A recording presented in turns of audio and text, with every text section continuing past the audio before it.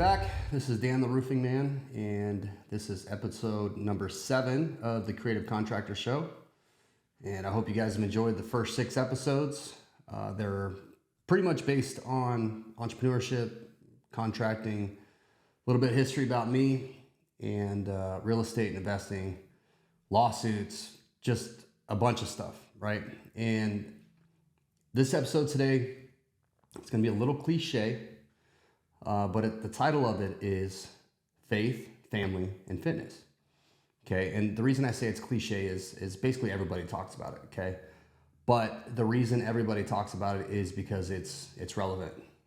And I'm gonna kind of walk you through my experience with faith, family, and fitness, and how all of those, we try to have in balance, but realistically, it's very hard to do so.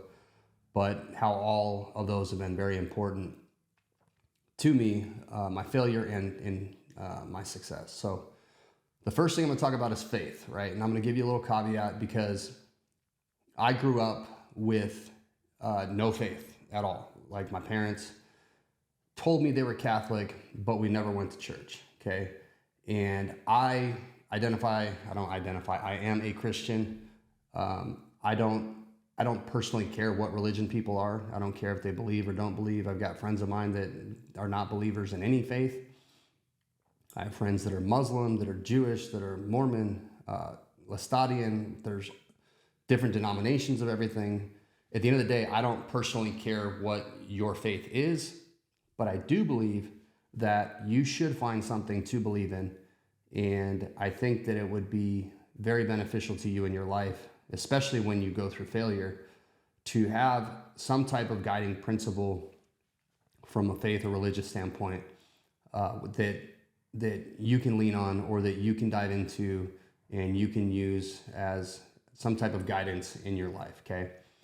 So with that being said, I also, I'm not real big on extremists, right? On really anything in my life. Like, I'm Christian, but I'm not an extreme Christian, okay? I grew up not in a broken home or anything like that, but in a low income home, okay, in a neighborhood where a lot of the people were Mexican and a lot of those Mexicans were Catholic.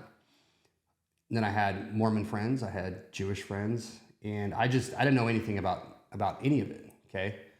But as I got into high school, actually, let's back up. During grade school, I played Pop Warner from 2nd grade all the way until 8th grade. And I was on the same team with the same coaching staff and most of the same players. And every Saturday before a game, my coach would pray. And that was like my first real introduction into Christianity. That had such a profound influence on me, to the point that I'll be 40 on my next birthday. And the way that we pray in my home and the way that my children pray is literally the way that I prayed as a kid on that football team. So you don't realize the effect that you have as far as, being coaches or teachers or leaders in your organization or in your family. You don't realize the effect that you have, because my kids are praying that way because of me, but I'm praying that way because of my coach. And my coach was the person who really introduced it to me. Once I got into high school, I got exposed to something called Young Life. And at first I kind of wanted to go just to see the chicks that were there. There was certain girls that I wanted to check out, but then I started listening to the message and started understanding things, and it intrigued me. But then the flip side, I thought, like, a lot of the Christian kids I knew were kind of dorky, and so I was like, I don't know that I want to be like that. But I was ignorant, I just didn't know, I didn't understand, I never read the Bible, I had never read a book. And I started going to some of the camps that Young Life had. And I went up to Williams, and I went to, what was the name of it? Woodleaf in California. And those were literally the funnest camps I had ever been to. Then eventually I met my wife, who is very traditional, old world Romanian Baptist. And she literally never asked me to go to church. She knew I didn't go to church. She knew we came from 2 very different backgrounds. And she never forced me.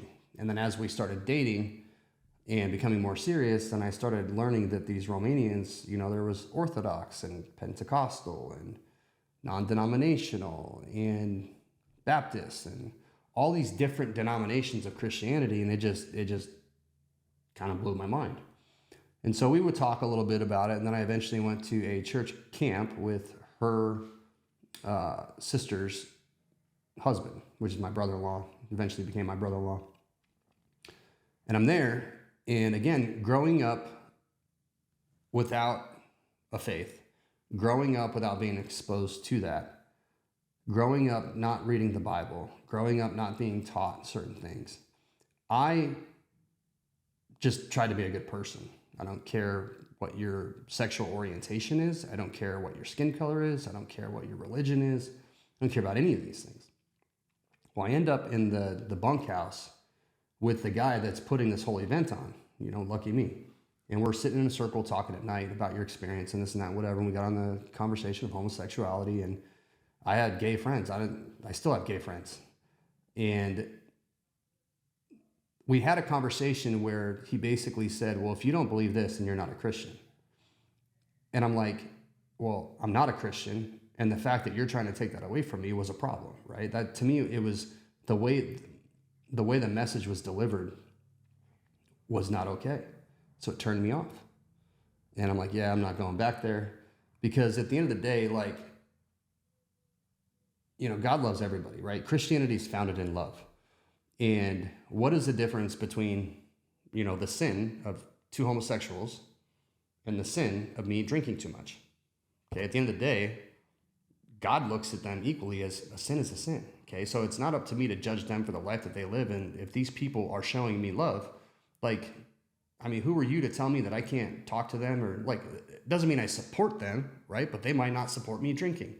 It's not up to me to judge them. It's not up to me to condemn them or whatever. Now being a Christian and going through the path that I've gone through, I have my belief system, okay, and my whole family is aligned with that. But the flip side of the coin is people are people. You know what I'm saying? There's no reason why we can't coexist and love each other. That's just my personal belief. Now you guys believe what you want, but at the end of the day, there's no reason why that you should tell somebody that you can't be Christian if, okay? So my wife never forced me to go to church. She finally says, hey, we are going to raise our kids going to church. So by the time we have a son or daughter, by the time our child is born, you need to decide where we're going to church. At that point, you're going. I said, okay, I'll keep my word. So we chose CCV, which is Christ Church of the Valley. It's in the West Valley. It's one of the biggest churches in the country. And I couldn't stand the music. I still really had never prayed. And so we would go, my wife would go in, and I'd wait for the music to be done, and then I'd go in later to listen to the message. It was real easy for me to go for 30 minutes. I kept my word, and I made my wife happy, and we started raising our kids going to church.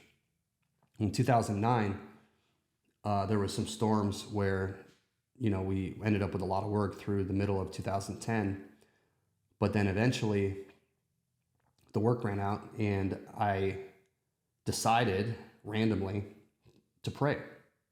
And so this is the exact prayer. I said, dear Jesus, thank you for this day. Thank you for loving us and blessing us. We're in a situation where, the economy's hurting. We don't have a lot of work. Can you just give us a hailstorm like we had in El Paso, where 30,000 homes were damaged, but nobody else was hurt? The insurance company covers all that. Can you just do that so that all the roofing companies can get through to the end of the year? In Jesus' name, amen. If you lived in Arizona at that time, October 5th, 2010 was the largest hailstorm that has ever hit our state. Where I lived, in the city of Glendale, 59th Avenue and Olive, 57th, zip code 85302, we had done, we started with one house from the 2009 hailstorm, and literally pea size. And then we did the whole street, and then we did 50 houses. Well, then in 2010, the hailstorm hit. 85302 was the hardest hit zip code where I lived, where I had just done 50 homes, and every one of those people called back. 300,000 homes in Glendale alone were damaged, 10 times what I prayed for. That doesn't include Phoenix, Scottsdale, and Gilbert, and Mesa. Like, this was hands down, and the hailstones were so big that when they were crashing, they shattered windows and skylights and siding and stucco and every roof type you can imagine. Every roof type was damaged. And I had never prayed before, and I prayed. Oh, that was the craziest thing. I didn't sleep for 3 days after that. And for me to not have faith after that would be absolutely insane. I literally had a call that day on October 5th about being on the news the next day. And then I was the first roofer in Arizona on the news.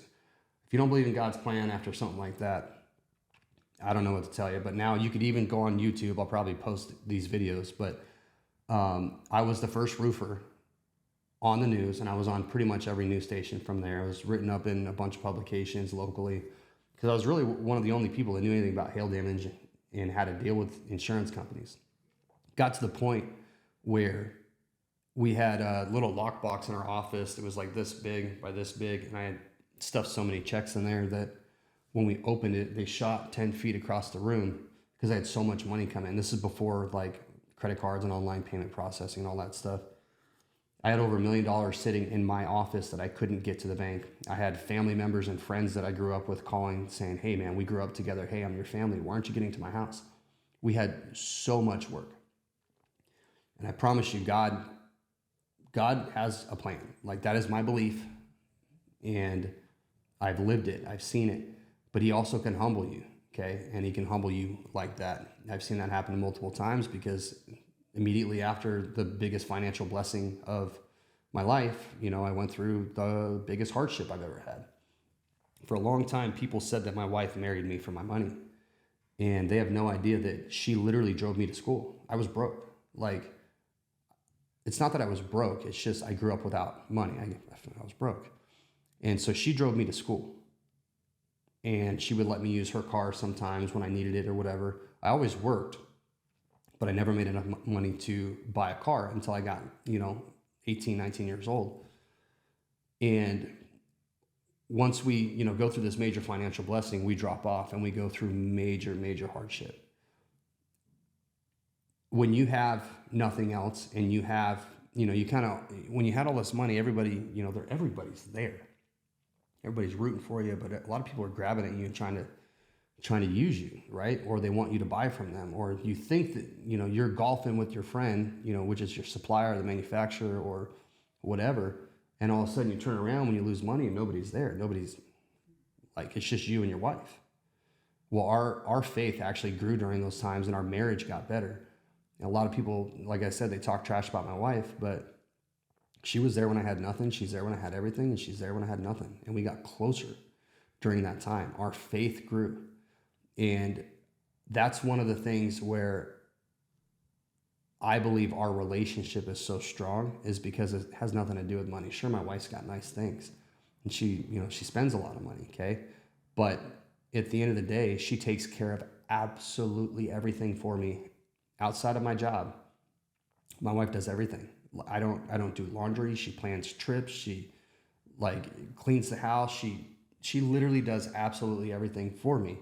And if I can't spend money, she doesn't spend money. When times got tough, she went out and got a multi-level marketing job and did what she knew she could do to earn money. Okay, she supported me. She was there, because she knew way more about my faith than I did and about the Bible, and she guided me through that stuff. So there's a lot of good things. We tend to abandon and step back from our faith as times get good. Right. And then when times are bad, we tend to question God or be like, why was this done? But going through that whole cycle, being insanely blessed and having answered prayers, and then going through the drop, you can't accept, the faith during this time. You have to accept it during this time also. And I believe that everything happens for a reason. And very recently, we've been through some really tough things. There's been some boys that were killed at the high school my son's zoned to go to, and then the high school that my son is going to, 16-year-old boys. And I literally seen the video of one of them where, the car spun, it hit the guardrail, and the guardrail went all the way through the car. And the one child was sleeping, so he only lost his leg. The other child was impaled. Social media is out there. And, what those kids went through, my son's going to be 15, he'll be 16 next year. And then the other kids drove right by my kid's school, coming around the corner, hit the curb, rolled, and then the one child was killed right there. And again, these kids, they look like my son. And going through, like, that is, I don't know why God did that, right? But God humbles you in ways. God uses situations like that to show you your faith, to test your faith, and to bring you back, right? I try to teach my kids the right lessons. And I tell them, guys, please learn the dad lessons, because I'm your dad and I'm trying to teach you as much as I possibly can. You don't want to learn a God lesson. Those are God lessons. Okay, my son got in a fight recently. He put himself in a situation where he had to defend himself. And the kid got really, really hurt. Well, because of the communication we have with my son and our ability to share things, he came to us and he told us, and he was very open with us. And then I saw the video of it. Well, the other child didn't tell his parents. And the parents didn't know where he was, and the parents didn't know what he was doing. And then he lied about the injury and said he hit his head during basketball. That child could have gotten hurt, and again, that's a God lesson. So it's still a God lesson that he didn't get hurt, and I talked to the parents and I talked to the kid, and everything's fine and everybody learned. But there's a lot of lessons out there that, we just need to make sure that we're communicating with our kids, and we're sharing our faith, and we're being as honest as we can, because sometimes we have no answer. And that's where faith comes in, is just understanding that when we don't have the answer, because it's bigger than us, that God has a plan, that you have to truly believe that, because when times are tough and that's all you got, that's all you got. So the next thing I want to go over is fitness. Okay. Fitness is important because literally, well, at least for me, I have to go to the gym every day. Okay. I like to eat. I like my tequila, and we travel a lot. And if I don't work out and get my mind right, then it's almost like I have an attitude all day. I don't have the clarity. I don't get that aggression out. I've got to move. I'm 40, and I want to be around at 60 and 70 and 80 and 90. And you've got to take care of your body in order to do that. When you work out, it's for you. Okay. And you're working on you, and you're making sure that yourself is better for yourself, not for anybody else. It's just for you. Okay. Because if you're not good for yourself, you can't be good for anybody. And especially when you're an entrepreneur, or you're an investor, or you're a contractor, and you're doing all these, these risky things, working out is a much better outlet than drugs or alcohol or really anything. Okay. It allows your mind to be at ease. You can listen to podcasts, you can listen to music, you can listen to the Bible, you can listen to whatever book it is that you believe in, but it allows you really just to be alone and just focus on yourself and get your body moving. Because especially, in the US, we're running into this whole obesity situation where they're just not taking care of themselves, and then they want to blame everybody else, and then they want to get on the system and take these drugs. And it's like, man, if you just got moving, and if you just started taking care of yourself, like, you don't have to give up the food that you like. Okay. But you need to at least get moving. So where you're not obese, and then next thing you know, your cholesterol's high and you're running into heart attacks. Okay. Also, as you work out, if you're a leader of an organization or you're, a parent, then what happens is your kids see you work out. Okay. Then they want to work out with you and they want to do the things that you're doing, or your staff sees that you're working out. Okay. It's almost like a trickle down effect that affects everybody else. Okay. And when you're in shape, generally speaking, you're going to feel more confident. If you're more confident, you're going to be more, willing to go out and do things and take more risks. You're going to feel better about the decisions that you're making. Geez, excuse me. Tyler, edit that, please. But the more that you're working out physically, you're working out mentally. Okay. And if your faith is strong and mentally and physically you're strong for yourself, then you're going to be a lot better for the companies that you're running and the family that you have. Okay. And the last thing is family. And I hope I don't spend too long on this because I'm trying to keep this as short as possible. We're 20 minutes in, but family is the reason we do everything. Okay. Everybody talks about work-life balance. I'm here to tell you it doesn't exist. Okay. Especially if you're an entrepreneur. And especially at the beginning, there are times where you're working long hours, okay, to get to a point where you're successful. And once you're successful, you're going to try to go to that next level. You're working long hours, okay, and then you've got to take a vacation and you're working on the vacation. We travel a lot, okay, but I don't vacation. My family vacations, and I enjoy to watch them vacation, okay, but I travel. And every morning, like clockwork, even if it's a Sunday, I'm getting up while I'm out of town and I'm working from somewhere between 5 and 7 a.m. is when I start, and somewhere between 11, 12 in the afternoon, 1 o'clock is when I finish. And because of how efficient I am and the way that I work, I can get way more done in half a day than most people do in 2 days. But what that does is it allows my family, they can sleep in, they can hang out, they might do breakfast, whatever. But then we meet up for brunch, lunch, whatever. And then for the rest of the day, I'm with my family. Okay. I put money away and I invest. Okay. But at the same time, I'm not the type of person who wants to work, 30 years so that I can retire. And then all of a sudden I've got this 401k and then I can go and enjoy my life. I want to enjoy my life right now. With my wife, with my kids, okay? And each of my kids are different and they each need a different type of attention, okay? One of the best things I ever did was read the book on, I think it's the 7 Love Languages, okay? And I'm not very good at quoting things directly, and I'm not great with authors, and I'm not great with titles, okay? But I read the book.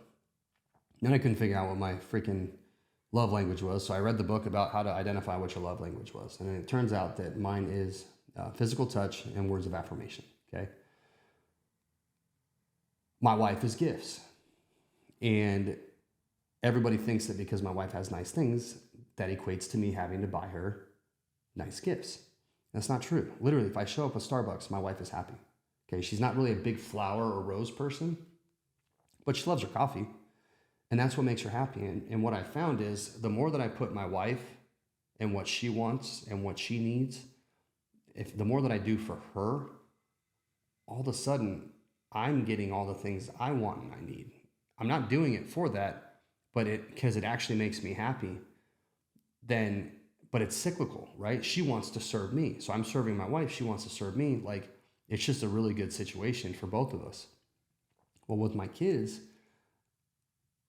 I think I figured out that my oldest son's love language is words of affirmation. I believe my second son is physical touch. And I think my daughter is quality time. And the more that we pour into that, the more that you see your kids reciprocating. Okay, they don't understand that, dad wants to just be hugged all the time and hold my hand and kissed and whatever. They don't understand that yet, and I haven't told them that. Okay, but in their own way, they're trying to show love back even more. and communicate even more and share things even more. Because for us, like from a family standpoint, I told my oldest son, because he's getting to the point where he's in high school, and I don't want him to be too cool for school. Like if he's winning or losing, or he's got girls around him or whatever, I want to be able to walk up and hug and kiss my son. And I want him to turn, and even if it's just for that second, hug and kiss me back. I don't care how big he gets. I don't care how big my second son gets. I don't care how big my daughter gets. Like those are our kids. Like those are our babies. You know what I'm saying? And the more that, I work out and the stronger I am in my faith, and, the better father I am, the more I communicate with them, the more I show them love, the more they show me love back. They're all connected. It's very hard to keep them in balance because the balance doesn't exist. While I believe you need to work out and take care of yourself, I believe that working out too hard and being excessive in it, I think you end up sacrificing so much more. Like I know a lot of people that are just absolutely toned and ripped, and they work really hard at their job, but they're divorced, or they've never been married, or they're an absent father or whatever, like because they're focusing on that too much. And I know extremist Christians that I do not agree with at all, that they can quote Bible and scripture and whatever, and they can point their finger at you all the time, but then they're not taking care of themselves, or they've got a broken marriage, or they live alone. And then I know people that eat too much, they're obviously overweight and they're not working out, and like it's really hard to keep them in balance. Okay, but the flip side is, I don't believe that you need to be extreme in any one of them. Right? If you're so just hell-bent on being this amazing father and whatever, like, then you don't really have an opportunity to work on yourself.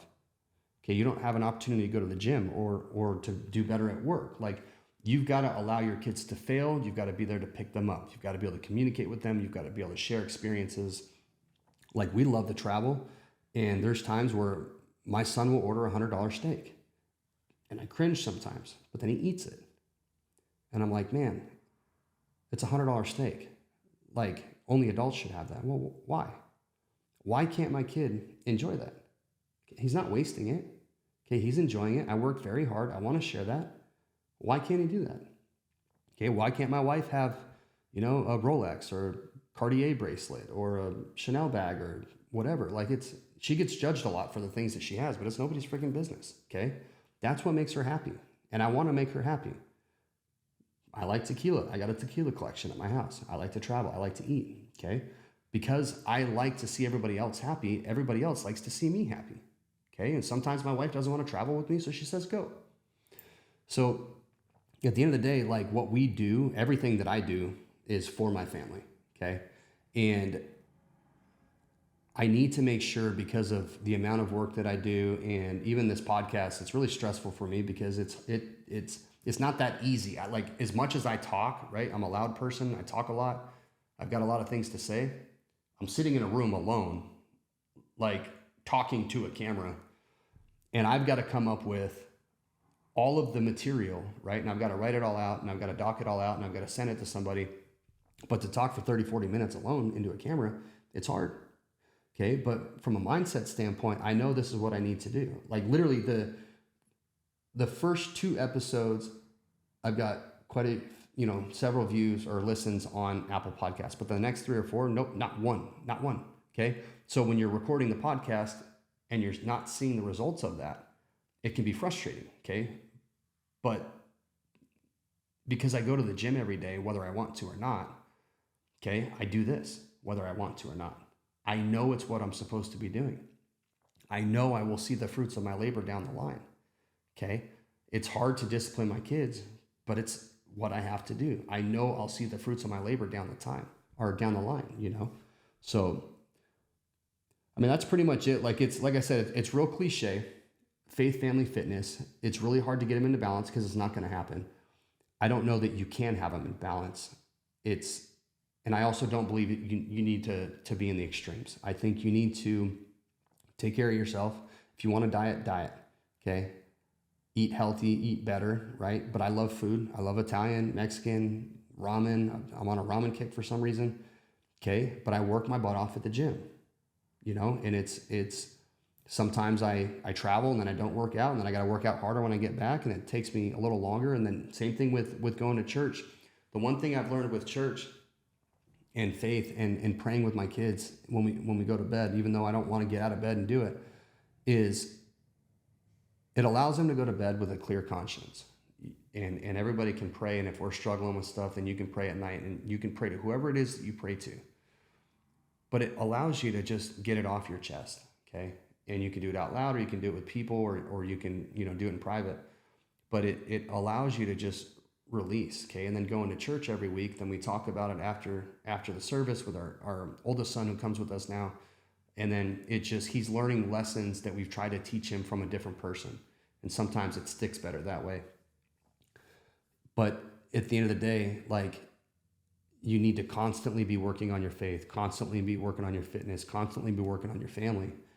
Because if you're not, then you're just sitting idle, and even with water, if water sits idle and there's no movement, it dies.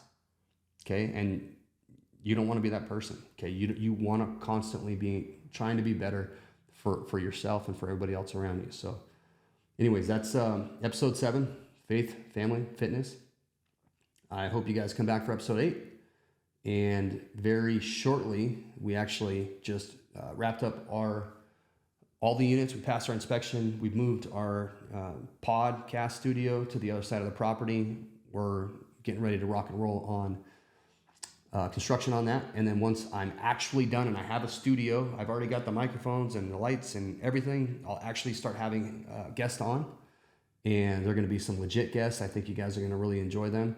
But if you want to continue to follow, like, comment, share, offer any feedback. If there's anything you want me to talk about, because sometimes it's hard to come up with topics, and I don't want to sound like everybody else, but it's hard to come up with topics. And then obviously I've got certain things I got to research, but I'm here to serve. I literally want to help the entrepreneur or help the contractor in the things that they're trying to do, because I never had that guidance growing up.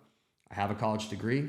College doesn't teach you 95% of what you're going to do in business, in real estate investing, in construction. They're not going to teach you any of that stuff. Okay. I've got a lot of experience and I would love to share it. If there's anything that you guys need help or guidance on, then just drop me a line, send me an email. I'd be more than happy to go over those topics. So hope to see you next time. Thank you very much.